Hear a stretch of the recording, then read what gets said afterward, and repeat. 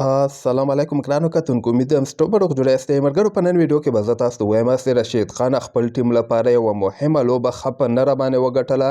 د پاکستان دغه پخواني لوبغاړو بیا د رشید خان په هکله باندې څه ویلي دي، او بل غواړم دغه د افغانستان ممکنه لوبډله زه تاسو ته وښیم کوم بس دوبۍ سره دغه لوبغاړي لوبه ترسره کوي. یو لیست ماته راغلی ده، افغانستان کرکټ بورډ خو هسې نه هم لوبغاړي نه اعلانوي، زه به یې درته اعلان کړم.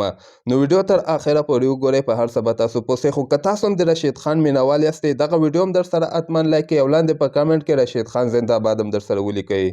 زه ګوره د افغانستان لوبغاړو باندې ډېر زیات خوشحاله کېږم، خاص کر ملي ټیم کې چې ښه ځلیږي که نه بیا بیخي زیات خوشحاله کېږم. خو هلته که نه دوبۍ لیګ کې هم چې افغانستان لوبغاړي هر یو لوبغاړی چې ښه چلیږي، زه ورباندې ډېر زیات خوشحاله کېږم. او بېګا رشید خان چې کله دوبۍ لیګ کې اولنۍ لوبه د ممبۍ انډین امیریټس لپاره ترسره کړله، په دې خو مې خیر تاسو ته هغه بل چینل کې ویډیو هم جوړه کړې وله. خو دغلته د لوبې خاص خبره دغه وله چې رشید خان چې څنګه ډایرکټ راغی، دغه اولنۍ لوبه یې وکړله او په 4 اورو کې صرف 6 رنزه ورکړي دي، مقابل ټیم 2 لوبغاړي آوټ کړي دي. رشید خان واحده داسې بولر ده چې د دوبۍ پیچونو باندې هم ښه چلیږي، ساوت افریقا پیچونو باندې هم ښه چلیږي.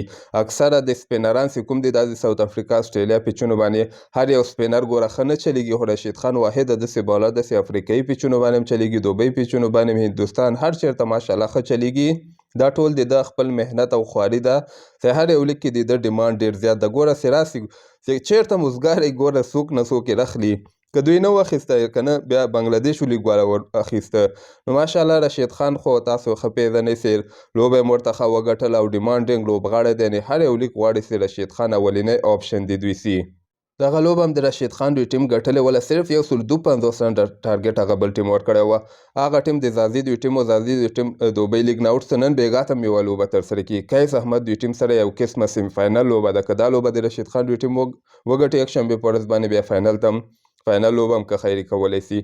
نو دغلته پاکستاني پخواني لوبغاړي ویلي دي چې رشید خان راتګ سره د ممبۍ انډین امیریټس دغه مضبوطه سوی ده او د دوی د ګټلو چانس 80% ته رسېدلی دی. یو ټیم کې چې رشید خان وي د هغه د ګټې چانس 80% دی، چې کوم ټیم کې رشید خان نه وي 50-50 بیا دوی وایي.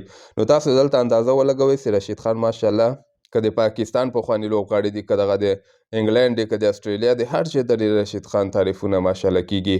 او بل غواړم دغه د افغانستان کرکټ بورډ خو خیر دوبۍ سره دغه 15-14 لوبغاړي چې کوم دي دی نه دی اعلان کړي، خو زه به یې درته اعلان کړم. ممکنه لوبغاړي درته ښیم کوم به چې لوبډله کې که خیر اخیستل کېږي.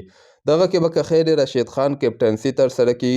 رشید خان نه علاوه رحمان الله ګوربز ده، ابراهیم زدران ده، زازی ده، حضرت الله زازی ده، رحمت شاه ده ورکې، نجیب زدران ده، شاهد الله قمر ده، ګلبدین نایب ده، کریم جنت ده، عظمت الله عمرزی ده، مجیب زدران ده، فضل حق فاروقي ده، نوین الحق ده، افسر زازی ده، شرف الدین اشرف ده او نور احمد ده.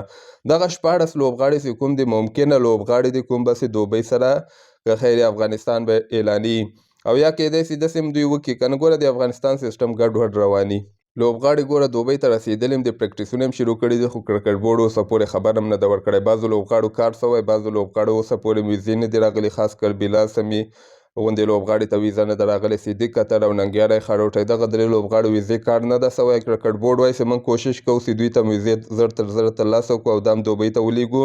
خو دغه 14 لوبغاړي چې کوم ممکنه لوبغاړي ول هغه ما تاسو ته وښودل. نو ګوره چې د افغانستان کرکټ بورډ کوم لوبغاړي اعلانوي، خو تقریبا هم دغه لوبغاړي به یې 2 لوبغاړي وروسته یا مخکې کېدی شي وسي، نور به بقیه هم دغه لوبغاړي دوبۍ سره که خیر د افغانستان لپاره لوبه ترسره کړي. تاسو د دې لوبغاړو په هکله باندې خپل نظر په کمنټ کې شریکولی سئ. دغه فیسبوک پیج هم در سره فالو کولی سئ، دغه یوټیوب چینل هم در سره سبسکرایب کولی سئ. نور ښه وخت ولرئ. لا پامان.